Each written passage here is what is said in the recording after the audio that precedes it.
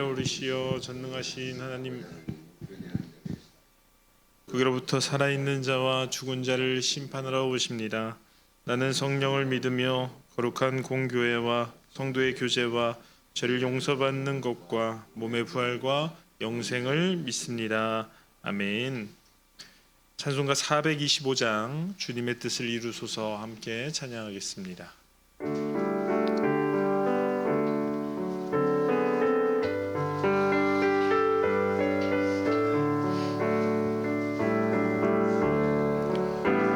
주님의 뜻을 이루소서.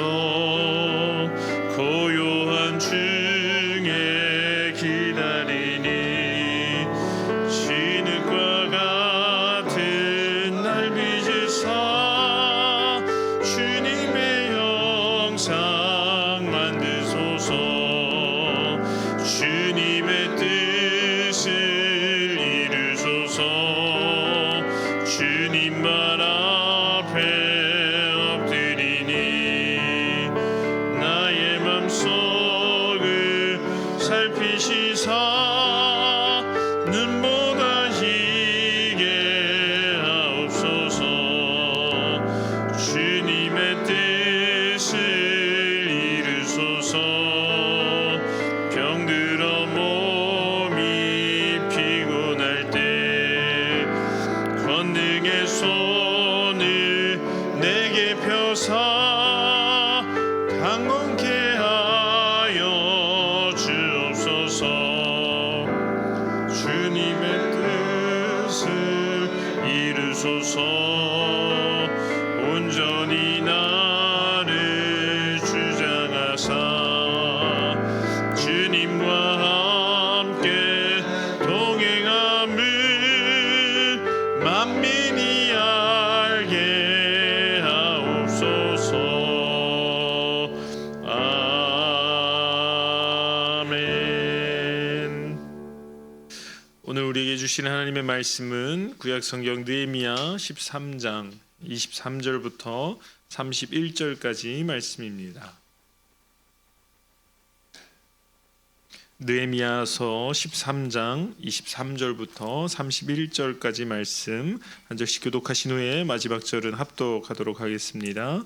그때에 내가 또 본즉 유다 사람이 아스돗과 암몬과 모압 여인을 맞아 아내로 삼았는데 그들의 자녀가 아스돗 방언을 절반쯤은 하여도 유다 방언은 못하니 그 하는 말이 각 족속의 방언이므로 내가 그들을 책망하고 저주하며 그들 중 몇 사람을 때리고 그들의 머리털을 뽑고 이르되 너희는 너희 딸들을 그들의 아들들에게 주지 말고 너희 아들들이나 너희를 위하여 그들의 딸을 데려오지 아니하겠다고 하나님을 가리켜 맹세하라 하고 또 이르기를 옛적에 이스라엘 왕 솔로몬이 이 일로 범죄하지 아니하였느냐.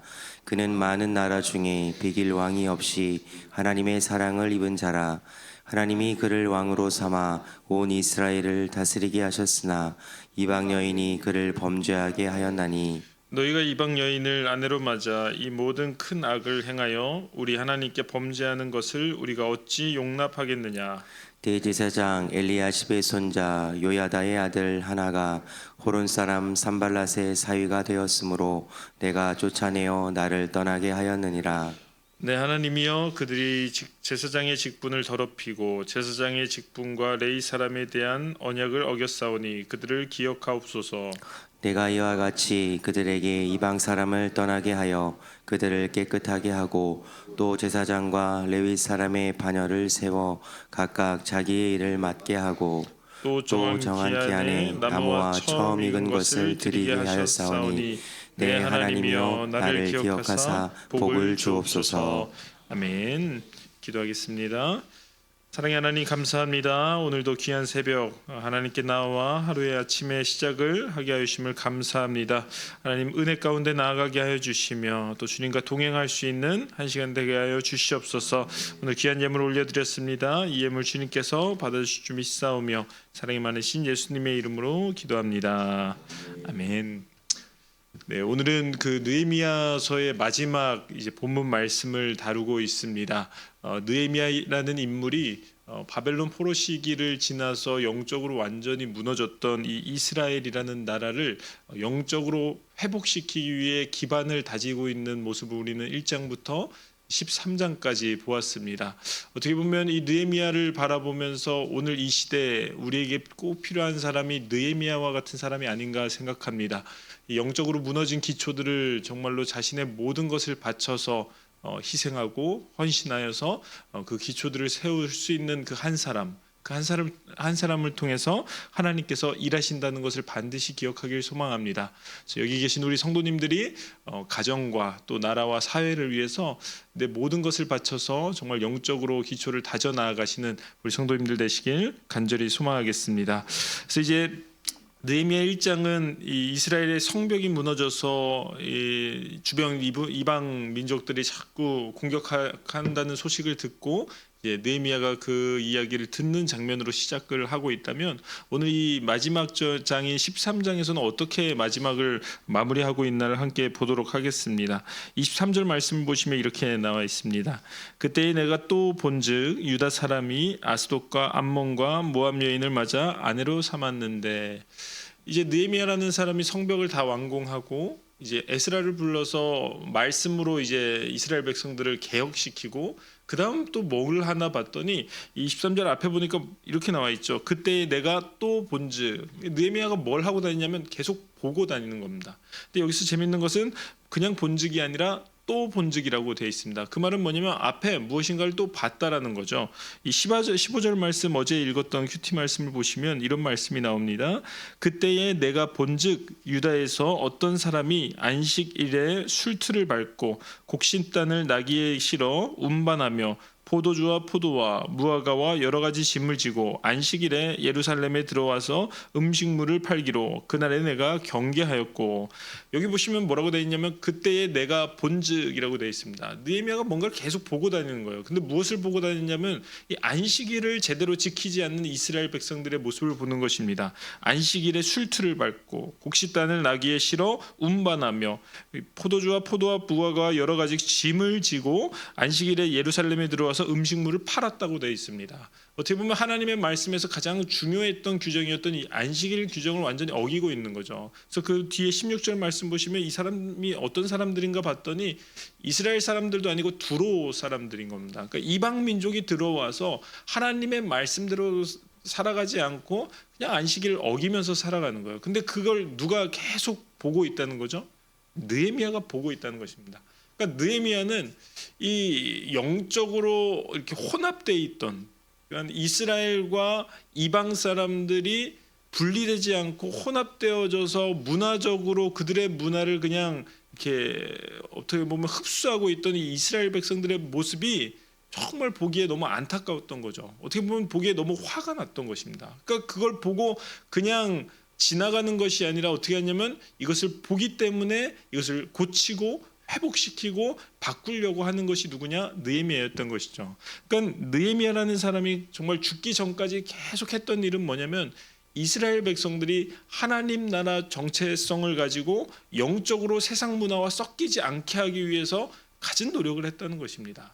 그런 다음에 오늘 말씀을 다시 한번 보시면 이제 이 안식일에 대한 어기고 있는, 그러니까 이방 민족들이 안식일을 자꾸만 이렇게 더럽히고 있는 모습을 이제 바꾸고 나서 또 뭐라고 하냐면 23절에 보시면 그때에 내가 또 본즉, 또 보고 있는 것입니다. 그럼 뭘 보나 봤더니 유다 사람이 아스돗과 암몬과 모압 여인을 맞아 아내로 삼았는데, 유월절을 회복시켜 놨더니 유다 사람들 중에 또 많은 사람들이 뭘 하고 있냐면 이방 여인들과 결혼을 하고 있는 것입니다. 이게 자꾸 눈에 들어오는 거예요.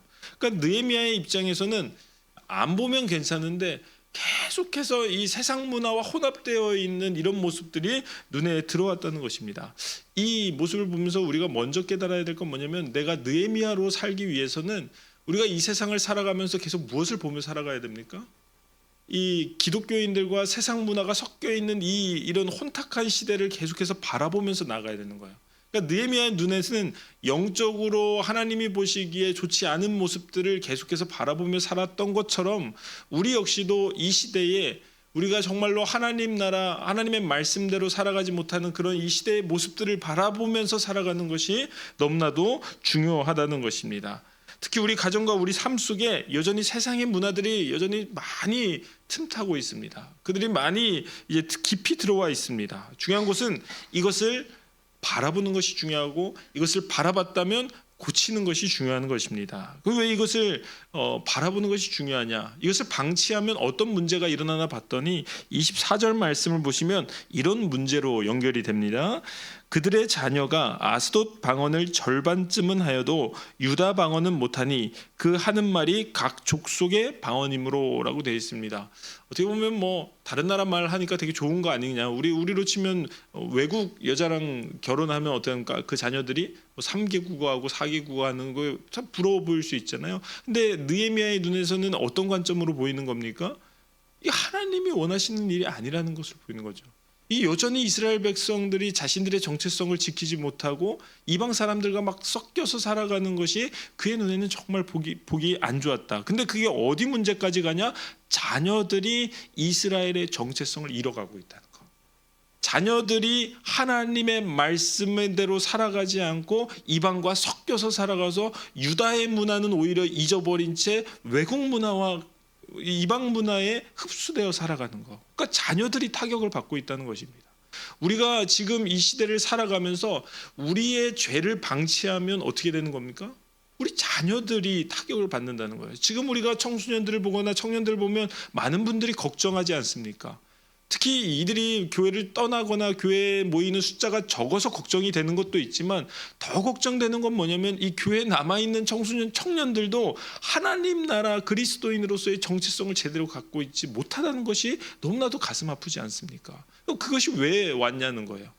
정말 그냥 그 젊은 세대들의 문제냐는 거죠. 아니 어떻게 보면 이 말씀대로 우리 윗세대들이 하나님 나라의 정체성을 가지지 못하고 자꾸만 세상 문화와 섞여 살아가고 세상의 가치관대로 섞여 살아가다 보니까 그것을 누가 이제 죄로 갖게 되었냐? 다음 세대들이 그것을 이어받게 되었다는 것입니다. 저는 이 말씀을 보면서 우리가 죄를 방치한다는 것이 얼마나 무섭나. 내가 정말로 세상의 가치관대로 가지고 생각하고 내가 세상의 가치관을 여전히 가지고 살아간다는 것이 얼마나 무서운 일인가를 다시 한번 깨달으셔야 됩니다. 느헤미야는 이런 것들을 방치하지 못하는 성격이었어요. 이런 것들을 그냥 눈에 보이면 바로바로 바꾸고 바로바로 지적해야 되는 성격을 가지고 있었습니다. 그래서 이어서 보시면 이 25절 말씀 보시면 이 느헤미야가 이제 이런 것들을 바라보면서 어떻게 대처를 하고 있는지에 대해서 나와 있는데요. 25절 말씀 보시면 이렇게 되어 있습니다. 내가 그들을 책망하고 저주하며 그들 중 몇 사람을 때리고 그들의 머리털을 뽑고 이르되 너희는 너희 딸들을 그들의 아들들에게 주지 말고 너희 아들들이나 너희를 위하여 그들의 딸을 데려오지 아니하겠다고 하나님을 가리켜 맹세하라 하고 지금 느헤미야가 이 이방 여인들과 결혼한 이 죄를 저지른 사람들에게 어떻게 하고 있습니까? 책망하고 저주하고 여기서 끝나는 것이 아니라 때리고 때린 거에서 끝나는 것이 아니라 머리털을 뽑았다고 합니다. 무섭지 않습니까?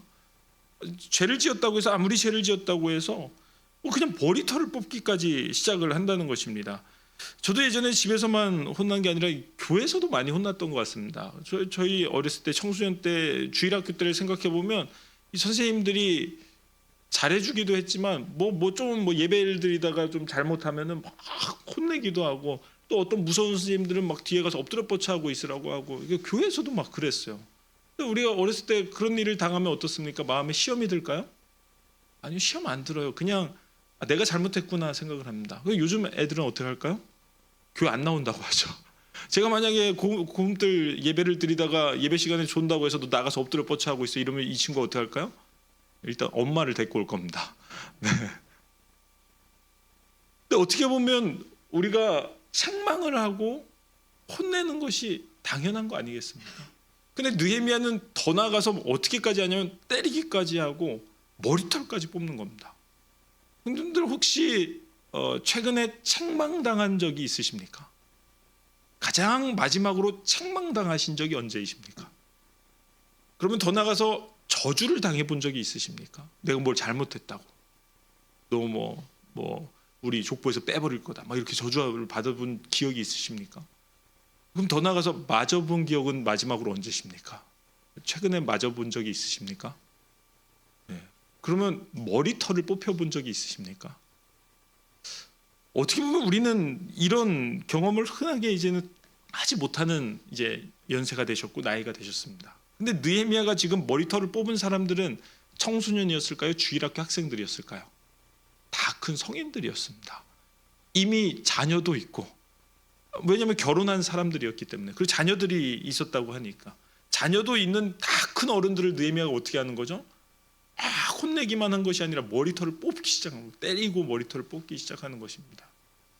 어떻게 보면 제가 만약에 이 당하는 사람 입장이었으면 너무 마음이 상심됐을 것 같습니다. 너무 마음이 힘들었을 것 같습니다. 아니, 나도 다 큰 어른인데, 우리 애들도 보고 있는데, 아무리 내가 죄를 지었다고 해서 머리털까지 뽑을 수 있을까? 어떻게 나를 때릴 수 있을까라고 정말 마음이 힘들었을 것 같은데, 어떻게 보면 이 사람들이 이런 느헤미야의 행동을 당하고서 또 느헤미야의 말씀을 듣고 그대로 따라가고 있는 모습을 보는 거예요. 왜 이럴 수 있었나? 가장 중요한 건 뭐냐면 이 느헤미야의 마음입니다. 느헤미야가 정말 이 사람들이 싫어서 이랬을까요? 그냥 화가 나서 이랬을까요? 느헤미야의 마음속에는 그 불타는 한 가지 마음이 있는 거죠. 어떤 마음이요? 사랑하는 마음이 있는 거죠. 정말 이 25절 첫 부분, 책망하고 저주하고 때리고 머리털을 뽑는다라는 말씀을 보면 볼수록 느헤미야가 얼마나 이스라엘 사람들을 사랑하는지를 잘 보여주고 있는 모습이라는 것이죠.